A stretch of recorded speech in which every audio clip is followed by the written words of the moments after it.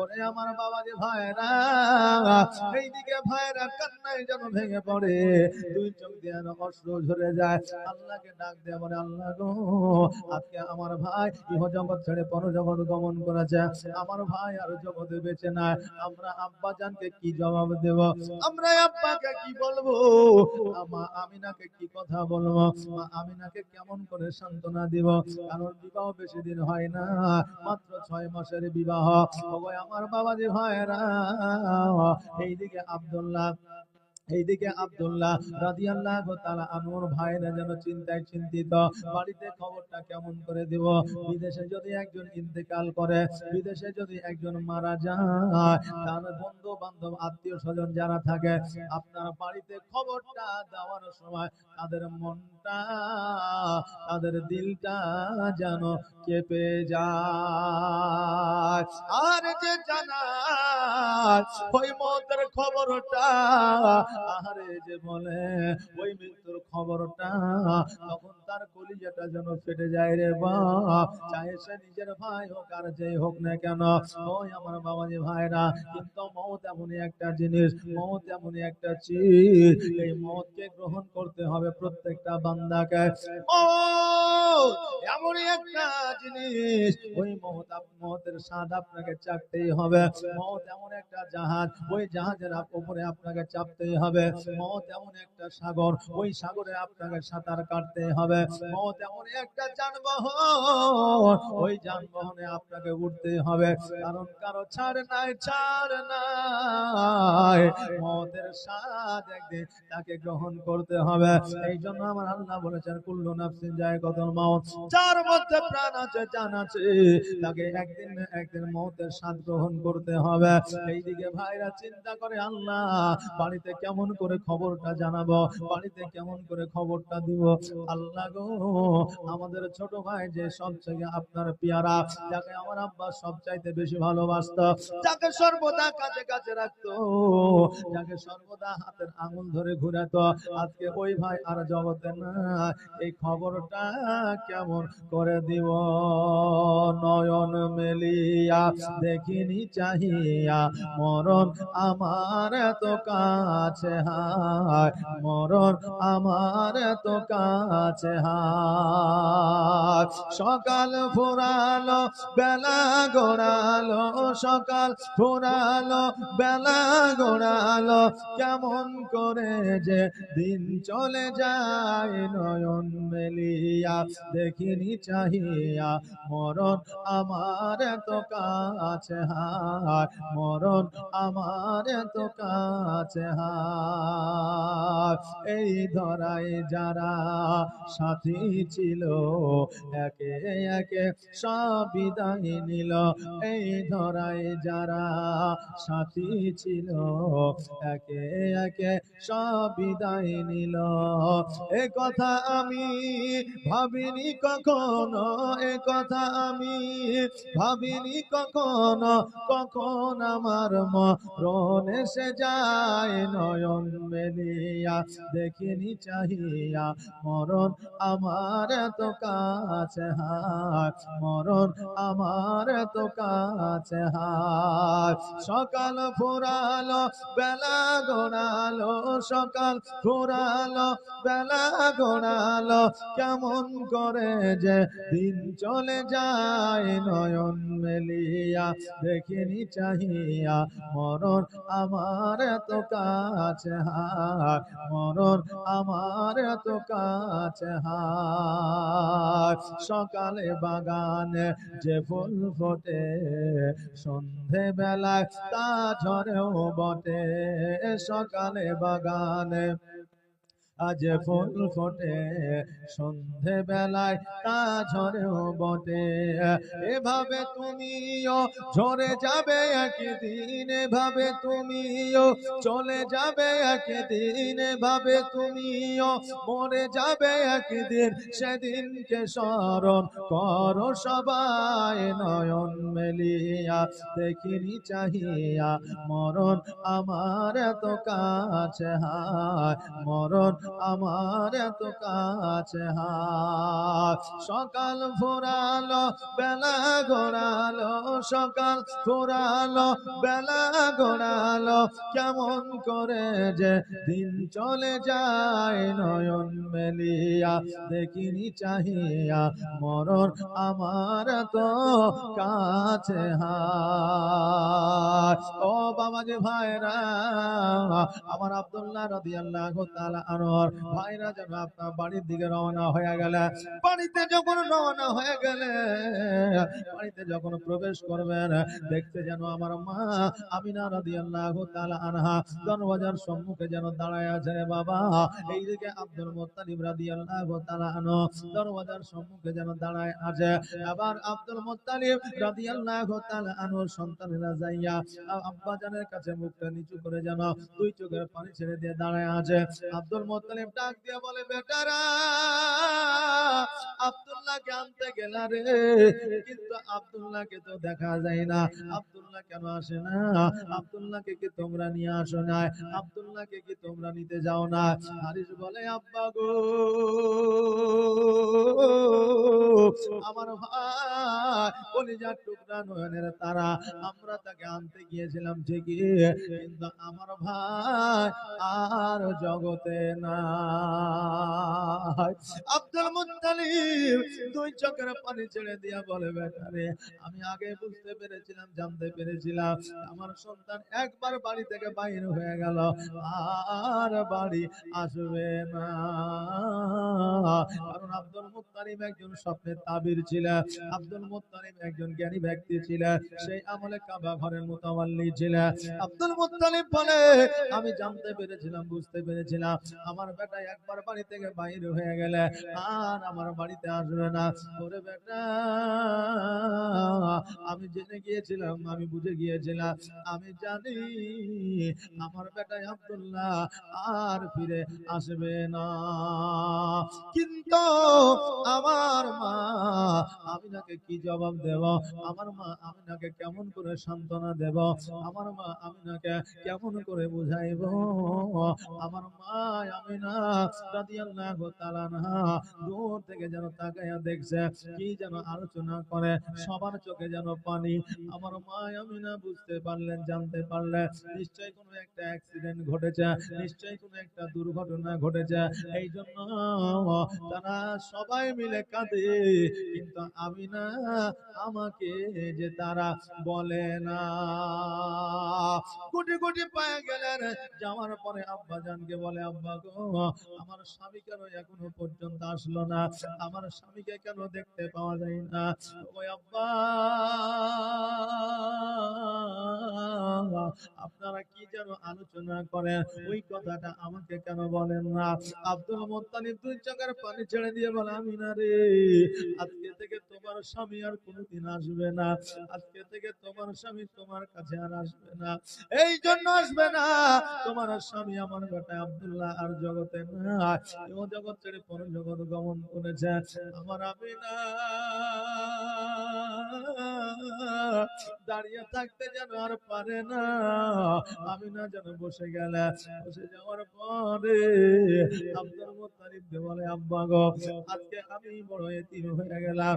আজকে আমার স্বামী না, আমাকে দেখার মতো আর কেউ রইল না। ও আব্বা, আজকে আমাকে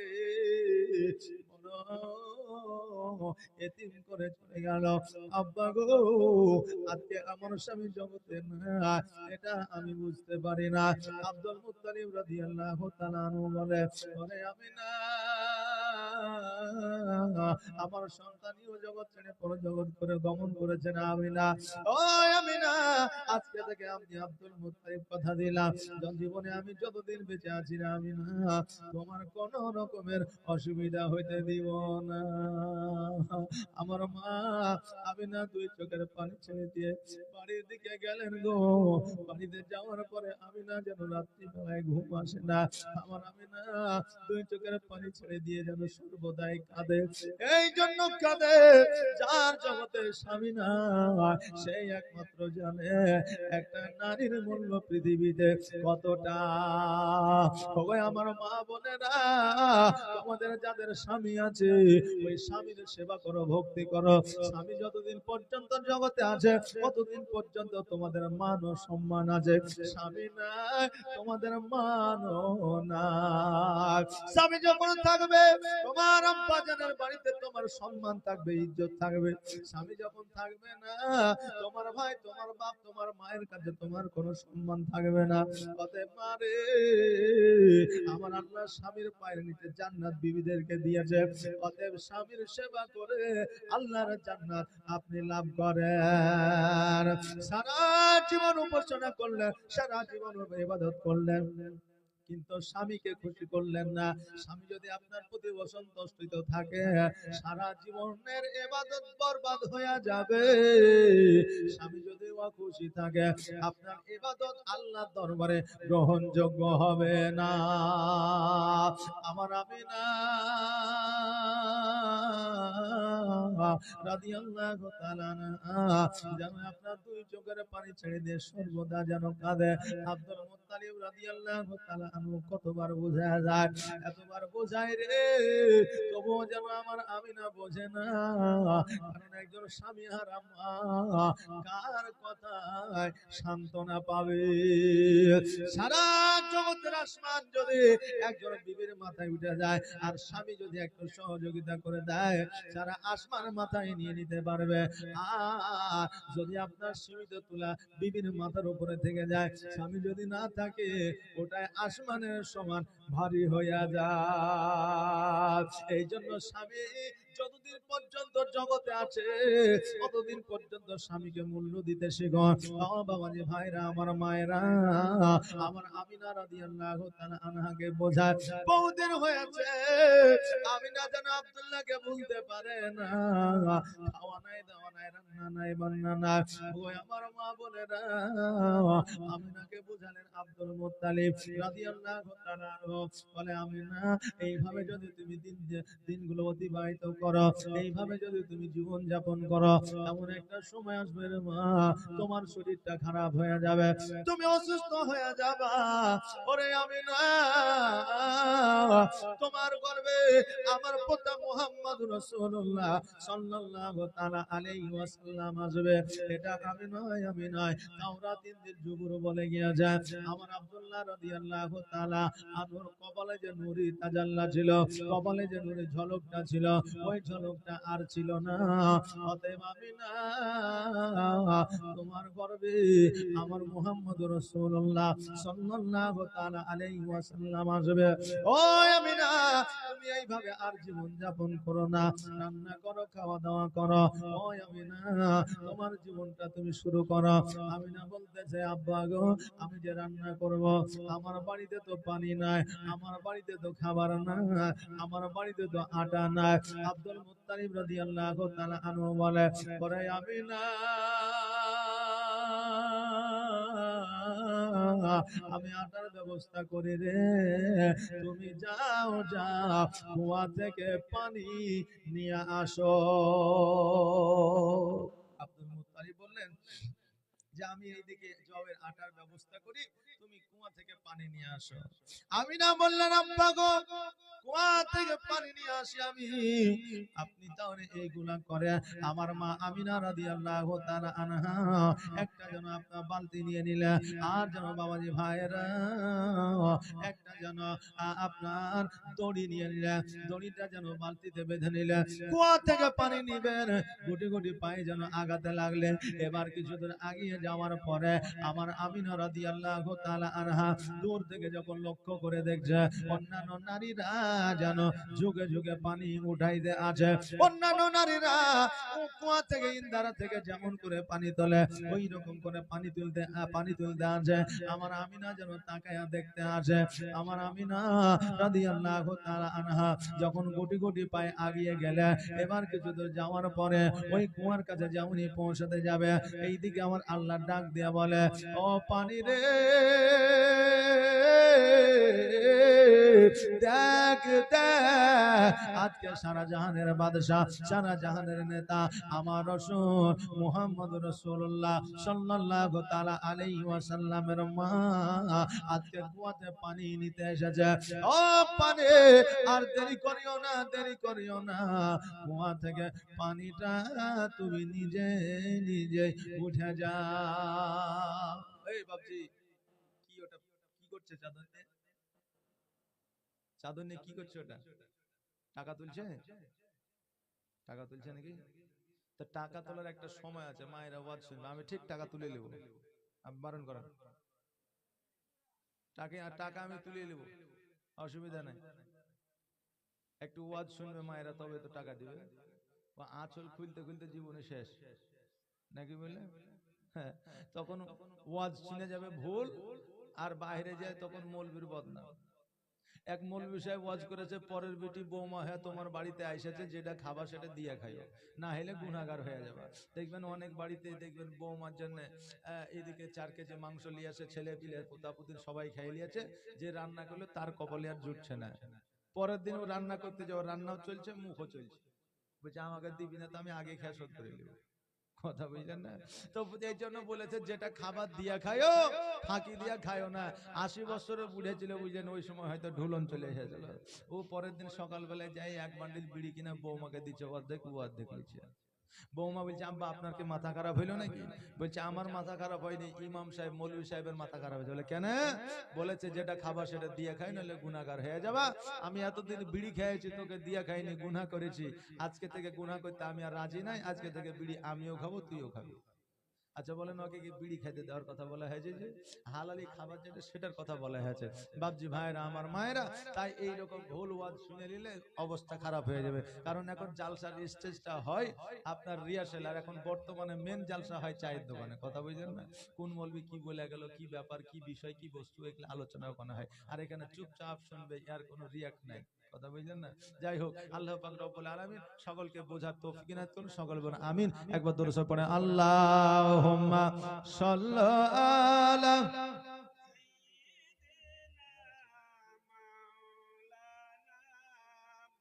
মুহাম্মাদ ওয়া আলা আলি ওয়া আলা আলি মাওলানা। ওই আমার বাবাজি ভাইরা, মায়েরা গো, আমার মা আমিনা যখন কুয়ার কাছে পৌঁছে গেলে আমার আল্লাহ ডাক দিয়ে বলে, পানি রে, দেরি করিও না, দেরি করিও না, জলদি করে পানি তুমি উপরে উঠে যাও। এই জন্য পানি উপরে উঠে যাও। আমার আমিনা যখন যুগে যুগে পানি উঠাইবে, আমার আমিনা কষ্ট পেয়ে যাবে, আর আমিনা যদি কষ্ট পেয়ে যায়, আমার নবী কষ্ট পেয়ে যাবে, আর আমার নবী যদি কষ্ট পেয়ে যায়, আমি আল্লাহ সহ্য করব না। আমার আমিনা যখন কুয়ার কাছে পৌঁছে গেলে পানি নিজে নিজে উঠে গেল। আমিনা যেন আপনার ভয়ে পানিটা নিলেন না। এখন কোন মা গেল পানি আনতে, এবার কুয়ার পানির সময় দড়ি দিয়ে উঠাইছে, আর একটা নারী যখন ওই জায়গায় পৌঁছাবে পানি নিজেই উঠে যাবে। আচ্ছা ভয় করবে না, করবে না? ভয় হবে না, হবে না? অনেক আপনার আমাদের বর্তমানে মা বোনেরা আছে, দেখবেন ওখানে মিলাদ করে নিবে, জিনভূতের কারবার হয়ে যায়। ওই আমার বাবাজি ভাইরা, আমার আমিনা রাদিয়াল্লাহু তাআলা আনহা পানি যেন নিলেন না, বাড়ির দিকে গেলেন। বাড়িতে যাইয়া শ্বশুর আব্বাকে বলতেছে, আব্বা গো, আজকে একটা অলৌকিক দৃশ্য দেখলাম। বলে কি অলৌকিক দৃশ্য রে বেটি? বলে অলৌকিক দৃশ্যটা হলো অন্যান্য নারীরা ঝুঁকে ঝুঁকে পানি উঠাইতেছিল, আমি যখন পৌঁছায় গেলাম পানি নিজেই নিজে উঠে গেল। আমার আব্দুল মুত্তালিব মিচকে হাসি দিয়া বলে, আমিনা রে, তুমি বুঝতে পারো না, জানতে পারো না, আজকে আব্দুল্লাহর ব্যথা বেদনা যন্ত্রণা আমরা সবাই ভুলে যেতে চলেছি। ও আমিনা, তুমি আর ভয় করো না, যাও যাও পানি নিয়ে আসো। আমিনা রাদিয়াল্লাহু তাআলা আনহা আপনার বালতি নিয়ে দড়ি নিয়ে যেন কুয়ার কাছে আসে, পানি যেন আবার অটোমেটিক নিজে নিজে উঠে যায়। আমিনা রাদিয়াল্লাহু তাআলা আনহা পানি নিয়ে নিলেন। পানি নিয়ে যখন আপনার চলতে আরম্ভ করেছে, আকাশে পাখি যেন সন্ধ্যা বেলায় নিজের বাসায় ফিরে, কিন্তু এক জায়গায় পাখি আমার আমিনা যেন আগে যায় না। আমিনা আকাশের দিকে তাকায়, ঝাঁকে ঝাঁকে পাখিরা যেন কিচির মিচির করে, যেন আমিনার আগে যাই না। এইদিকে মা আমিনা তাড়াতাড়ি করে বাড়ির দিকে আসছে, অলৌকিক দৃশ্য দেখতে পাচ্ছে। এবার হঠাৎ করে একটা পাথরের উপর পা পড়ে গেল। পাথরের উপরে পা পড়ে গেলে বাপজি আপনার লাগে, ফুটে যায়, অনেক সময় ক্ষত বিক্ষত হয়ে যায়। কিন্তু পাথরের উপর যখন পা পড়ে গেছে, ওই পাথরটা যেন তুলোর চাইতে নরম হয়ে গেছে। জোরে বলেন সুবহানাল্লাহ। আমার মা আমিনা বলে, আল্লাহ আজকে কি অলৌকিক দৃশ্য আমি দেখি, যেই পাথরে আঘাত করার কথা ওই পাথর নরম হয়ে যাচ্ছে। আমার আমিনা যেমন আবার পা দিয়েছে, দেখছে যেন আবার নরম হয়ে যাচ্ছে। আমার আমিনা রাদিয়াল্লাহু তাআলা আনহা বাড়িতে আসিয়া যেন চুপ করে বসে আছে। আব্দুল মুত্তালিব বলছে, আমিনা কি ব্যাপার, চুপ করে বসে আছো কেন? মা আমিনা রাদিয়াল্লাহু তাআলা আনহা বলে, ওগো আমার আব্বা আজকে এমন একটা অলৌকিক দৃশ্য দেখলাম, ওই অলৌকিক দৃশ্যটা দেখিয়া আমার বড় চিন্তায় চিন্তিত হয়ে যায়। আমার আব্দুল মুত্তালিব বলে, কি অলৌকিক দৃশ্য দেখলা? আরে আব্বা, আমি যখন কুয়াতে গেলাম পানি অটোমেটিক নিজে নিজে উঠে যায়। আমি যখন রাস্তা দিয়ে আসি পাখিরা আমার আগে যাই না। আমি যখন রাস্তা দিয়ে আসি পাথরে আমার পায়ে আঘাত করে না। আমার আব্দুল মুত্তালিব মিচকে হাসি দিয়া বলে, আমিনা রে, তুমি কি বুঝতে পারো না, জানতে পারো না? আমার পোতা মুহাম্মাদুর রাসূলুল্লাহ সাল্লাল্লাহু তাআলা আলাইহি ওয়াসাল্লাম তোমার গর্ভে চলে এসেছে। ও আমিনা, আজকে পানি যদি তুমি যুগে যুগে উঠাইতে, আমার নবী কষ্ট পেয়ে যেত। আমার নবী কষ্ট পাইলে আল্লাহ কষ্ট পেয়ে যেত। আকাশের পাখিরা তোমার আগে উড়ে যাবে না। এই জন্য উড়ে যাবে না, কারণ কিয়ামতের দিন সারা বাদশার আগে গেলে জবাব দিতে হবে। এই জন্য আগে যাবে না। পাথর কাকর তোমাকে আঘাত করেনি, এই জন্য আঘাত করলে তুমি কষ্ট পেয়ে যাবে। আর তুমি যদি কষ্ট পেয়ে যাও, আমার নবী কষ্ট পেয়ে যাবে। আর আমার নবী যদি কষ্ট পেয়ে যায়, স্বয়ং আল্লাহ বরদাস্ত করবে না। এই জন্য পাথর নিজেই নিজে চুলের চাইতেও বেশি নরম হয়ে গিয়াছে। আমিনা নিজের শ্বশুর আব্বাকে বলে, আব্বা গো, আজকে আমার মুহাম্মদ এসেছে গো আব্বা। আজকে যদি তার আব্বা যদি বেঁচে থাকতো, আজকে আমার প্রাণের স্বামী যদি থাকতো, আজকে শোনার পরে কতই না খুশি হইতো। আব্দুল মুত্তালিব রাদিয়াল্লাহু তাআলা আনহু বলে, ও বেটে আমিনা, আজকে আব্দুল্লাহ রাদিয়াল্লাহু তাআলা আনহু আমার সন্তানীয় জগৎ ছেড়ে পর জগৎ গমন করেছে রে মা। আজকে আব্দুল্লাহর যন্ত্রণা আমি এখনো পর্যন্ত ভুলতে পারি না।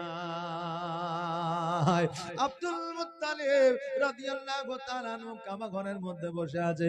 আমার আল্লাহ ডাক দিয়ে বলে, ও আমার ফেরেশতা জিবরাইল, যাও যাও যাও, জান্নাত হইতে 4টা মহিলা আমার আমিনার বাড়িতে পৌঁছে দাও আমিনার সেবার জন্য। জিবরাইল বলে, আল্লাহ গো, তারা কেমন করে আমার নবীদের বাড়ি চিনবে?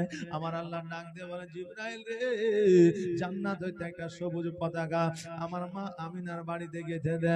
আমার মা আমিনার বাড়িতে রেখে দে, ওই পতাকা দেখে সবাই চলে যাবে। হযরত জিবরাইল আলাইহিস সালাম মা আমিনার বাড়িতে পতাকাটা রেখে দিয়েছিলেন। 4 জন নারী, জান্নাতি নারী আসিয়া আমার আমিনা রাদিয়াল্লাহু তাআলা আনহার যেন আপনার সেবা করতেছিলেন। এমন অবস্থা আমার আব্দুল মুত্তালিব রাদিয়াল্লাহু তাআলা কাবা ঘরের মধ্যে যেন বসে আছে, আর ওই কাবা যেন মা আমিনার বাড়ির দিকে ঝুঁকে গেছে। আব্দুল মুত্তালিব চিন্তা করে, আল্লাহ গো, আজকে এই কাবাঘর কত শক্ত করে পোক্তা করে তৈরি করা আছে। আপনি ইব্রাহিম আলাইহিস সালাম, ইসমাইল আলাইহিস সালামের হাত দিয়ে বানিয়ে নিয়েছিলেন।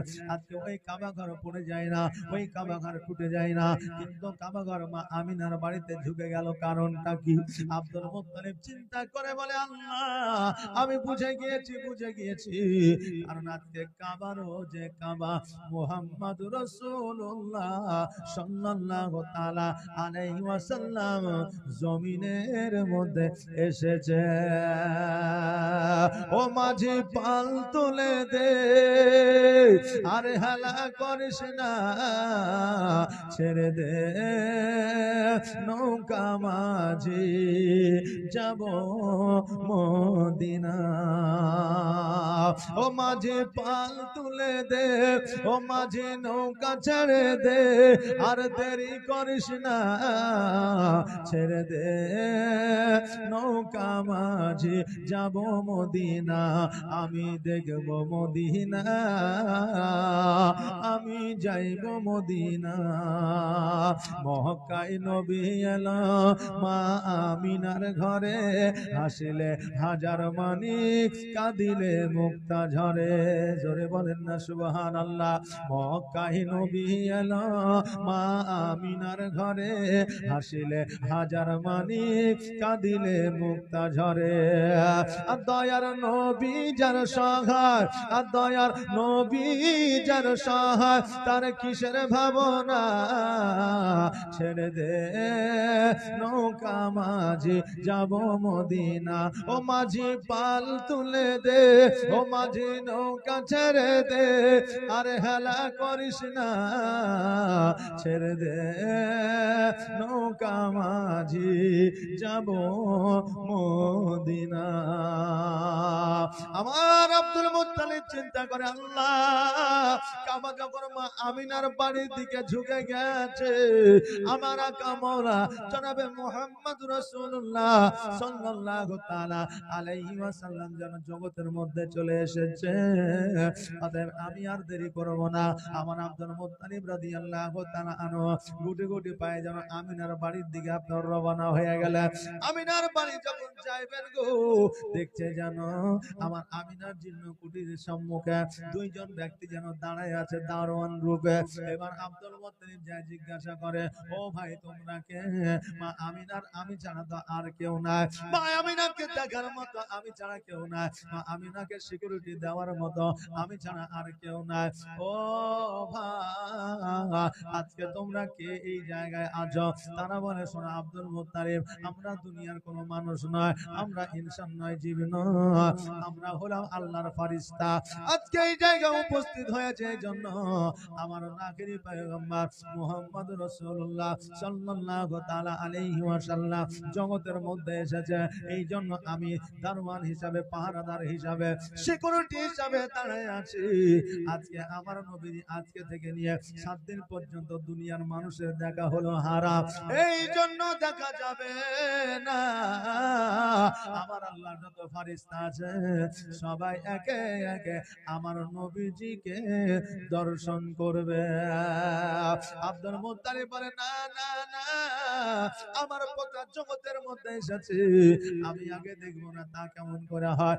আব্দুল মুত্তালিব যখন আপনার জোর করে আমিনার বাড়ির দিকে যাইবে, ওই ফেরেশতারা আমার আব্দুল মুত্তালিবের মাথায় যেন একবার হাত বুলাইয়া দিলেন।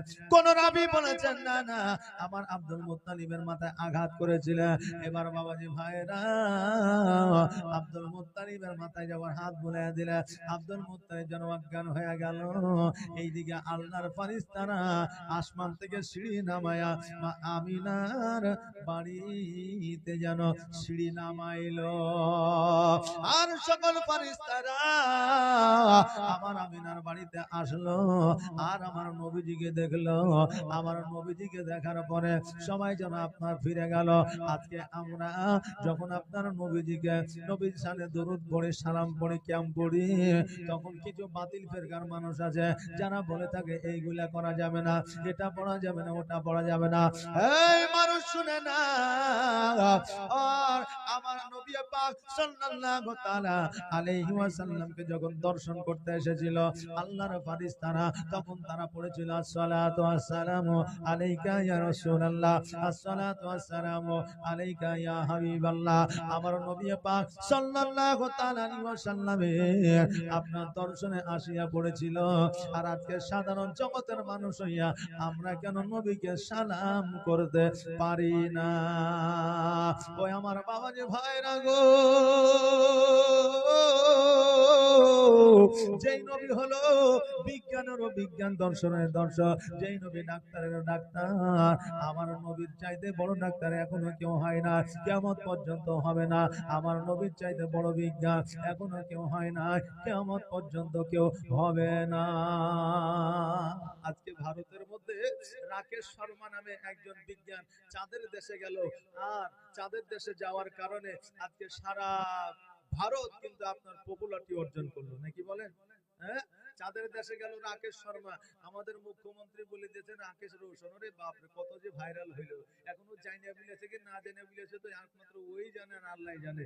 হ্যাঁ, কিন্তু এই রাকেশ শর্মা চাঁদের দেশে গেল, আর মানুষ কত মুখে মুখে নাম করলো যে আজকে ভারত চাঁদের দেশে গেছে, যেটা কোনো দেশের মানুষ যেতে পারেনি, নাকি বলে? কিন্তু ও তো চাঁদের দেশে গেছে রকেটে, প্লেনে, জাহাজে, এরোপ্লেনে, হেলিকপ্টারে। এখন তো অত্যাধুনিক যন্ত্র আছে না নাই? আছে। কিন্তু আমার নবীর নাম করলে অনেক মানুষের গা জ্বলে। কিন্তু আমার নবী আজকে থেকে 1445 হিজরি আগে ঊর্ধ্বগমনে গিয়েছিলেন, শুধু চাঁদের দেশে নয়, সপ্তম আসমান ভেদ করে খোদ আল্লাহর সঙ্গে দিদার করেছিলেন। জোরে বলেন সুবহানাল্লাহ। তখন তো ছিল না প্লেন, এরোপ্লেন, জাহাজ আর রকেট, এসব কিছু ছিল? ছিল জি? ছিল না। নবী আমার বুড়াকে গিয়েছিলেন। এখন কোন মানুষ যেতে পারবে? যারা বলছে নবী আমার মতো ছিল, আচ্ছা বলেন তো নবী কি তাদের মতো ছিল? একটু বিবেক দিয়ে বলেন তো, একটু জ্ঞান দিয়ে, একটু বুদ্ধি দিয়ে। কারণ তারা বলে নবী আমার মতো ছিল বলে। কেন? তারা বলে আমারও দুইটা হাত আছে, নবীরও দুইটা হাত ছিল, আমারও দুইটা চোখ আছে, নবীরও দুইটা চোখ ছিল। জোরে বলেন নাউজুবিল্লাহ। কিন্তু বাবাজি ভাইরা, তোমরা কি এই খবর জানো না যে আমার নবীজি আঙ্গুলের ইশারা দ্বারা চন্দ্রকে দুখণ্ডিত করেছে? তুমি পারবা? ইহুদি কাফেরদের চোখের জ্যোতি ফিরে দিয়েছে আমার নবী, তুমি পারবা? জাবিরের বাড়িতে থুতুর মুবারকের বাদৌলতে খাবারে বরকত হয়ে গেছিল, তুমি পারবা? ক্ষমতা নাই। আর তুমি বলো নবী আমার মতো ছিল। নবী বিজ্ঞানেরও বিজ্ঞান, ডাক্তারেরও ডাক্তার, মাস্টারেরও মাস্টার, এখনো পর্যন্ত হয়নি, কিয়ামত পর্যন্ত হবে না। এই জন্য কই বলছে বিজ্ঞানীরও বিজ্ঞানী আমার নবীজি। জোরে বলেন সুবহানাল্লাহ। সুবহানাল্লাহ। আর একটা আওয়াজ দিয়ে, বিজ্ঞানীরও বিজ্ঞানী আমার নবীজি। এমন একটা দয়ার নবী আর হবে কি, এমন একটা মায়ার নবী আর পাইবা কি? বিজ্ঞানীদের বিজ্ঞানী আমার নবীজি। বিজ্ঞানীরা রথের যুগে আকাশেতে যায়, আর আমার নবী রকেট ছাড়া মেরা যেতে যায়। বিজ্ঞানীরা রকেটের যুগে আকাশে যেছে, কেউ ফিরে আসছে, কেউ ফিরে আসছে না, কোনো গ্যারান্টি নাই। কিন্তু আমার নবী রকেট ছাড়া, প্লেন ছাড়াই সপ্তম আসমান ঊর্ধ্বগমনে যাইয়া আল্লাহর সঙ্গে দিদার করেছিলেন। জোরে বলেন সুবহানাল্লাহ। তাই কবি বলছে বিজ্ঞানীরা রথের যুগে আকাশেতে যায়, আমার নবী রকেট ছাড়া মেরা যেতে যায়। ওরে এই যুগে কি এমন বিজ্ঞান আর হবে কি? ওরে এই যুগে কি এমন বিজ্ঞান আর হবে কি? বিজ্ঞানীদের বিজ্ঞানী আমার নবীজি। বিজ্ঞানীদের বিজ্ঞানী আমার নবীজি। এমন একটা দয়ার নবী আর হবে কি, এমন একটা মায়ার নবী আর পাইবা কি? বিজ্ঞানীদের বিজ্ঞানী আমার নবীজি। আবু বকর সিদ্দিকের সাপে কামড়াইলো, আর আমার নবীর থুতু দিয়ে ভালো হয়ে গেল। সুবহানাল্লাহ। আবু বকর সিদ্দিককে নিয়ে যখন মক্কা থেকে মদিনায় হিজরত করছিলেন নবী আমার, তো সাপে দংশন করেছিল। তা আবু বকরের শরীরটা জর্জরিত হইয়া বিষে কাতর হইয়া চোখের পানি নবীর মুখমণ্ডলের উপরে পড়লো। নবী আমার জিজ্ঞাসা করে, আবু বকর তোমার চোখে পানি? বলে হুজুর সাপে দংশন করেছে, বিষের কাতরে আর থাকতে পারি না, আমার চোখ থেকে পানি আপনার মুখমণ্ডলে পড়েছে। এবার আমার নবীজি বলছে কোন জায়গায়? বলছে আমার পায়ের তালুতে। নবী আমার থুতু মুবারক নিয়ে ওই আপনার আবু বকরের পায়ের তালুতে লাগিয়ে দিলেন। আর আবু বকর বলছে খোদার কসম করে বলে, যখন আমার নবীজি আমার পায়ে থুতু লাগিয়ে দিলেন, আমার পুরো শরীরের বিষ পানি হয়ে গেল। জোরে বলে সুবহানাল্লাহ। এখন যারা বলছে নবী আমার মতো ছিল, এখন তার থুতু যদি ঘামাচিতে দিয়ে দেওয়া হয় তো ওই জায়গাটা পচা ঘা হয়ে ক্যান্সার হয়ে যাবে, ভালো হবে না। আরে তুমি তো দূরের কথা, এখন যারা মেডিকেল কলেজে পড়ে যারা সার্টিফিকেট নিয়ে আসছে, তাদের কাছে সাপে কাটা রোগীকে নিয়ে গেলে আগে একবার 10টা ইনজেকশন দিতে হয়, তারপরে রক্ত পরীক্ষা করে বলতে পারে যে রোগীটা বাঁচবে না মরবে, নাকি বলেন? কিন্তু আমার নবী কি দেখেন যে শুধু থুতু মুবারক দিয়েছে, বিষ পানি হয়ে গেছে। আর আজকে জগতের মানুষ, কিছু মানুষ তারা বলছে নবী আমার মতো ছিল। এর মতো জাহিল আর কেউ আছে? যে কেউ নাই। তাই বলছে আবু বকর সিদ্দিকে সাপে কামড়াইলো, আমার নবীর থুতু দিয়া ভালো হয়ে গেল। ওরে এই যুগে কি এমন ডাক্তার আর হবে কি? ওরে এই যুগে কি এমন ডাক্তার আর হবে কি? বিজ্ঞানীদের বিজ্ঞানী আমার নবীজি, বিজ্ঞানীদের বিজ্ঞানী আমার নবীজি, এমন একটা দয়ার নবী আর হবে কি? এমন একটা মায়ার নবী আর পাইবা কি? বিজ্ঞানীদের বিজ্ঞানী আমার নবীজি। আগের যুগের মানুষের অসুখ কম হতো, আর আমার নবীর কাছে আসলে ভালো হয়ে যেত। আগে আমার নবীজির কাছে গেলে মানুষ ভালো হয়ে যেত। তো নবী কি আমার প্যারাসিটামল, ক্যালপল, ওমেসডি এগুলো কিছু দিত নাকি? এরকম কোন ট্যাবলেট ছিল, ওষুধ ছিল? ছিল না। নবী আমার কি দিত? নবী আমার কিছু করে না, আয়াত কাজ গাছরা কিছু দিতেন, আর নবীর চেহারা দেখে অনেকের রোগ এমনি ভালো হয়ে যেত। জোরে বলেন সুবহানাল্লাহ। তাই এখন যদি আমরা মৌলভী সাহেবের কাছে, আলেমের কাছে, ইমামের কাছে, তালিবে ইলমের কাছে যদি যাই, তা কিছু মানুষ আছে বলে গেলে শিরক করা যাবে না, বলে না? এমন রোগ আছে যে ইমাম সাহেবের কাজ ছাড়া, আলেম সাহেবের কাজ ছাড়া, মুফতি সাহেবের কাজ ছাড়া আপনার ওই রোগটা ভালো হবে না। যেমন হচ্ছে নজর লাগা। নজর লাগার কোন ওষুধ আছে যে কোন বিজ্ঞান বাহির করতে পেরেছে?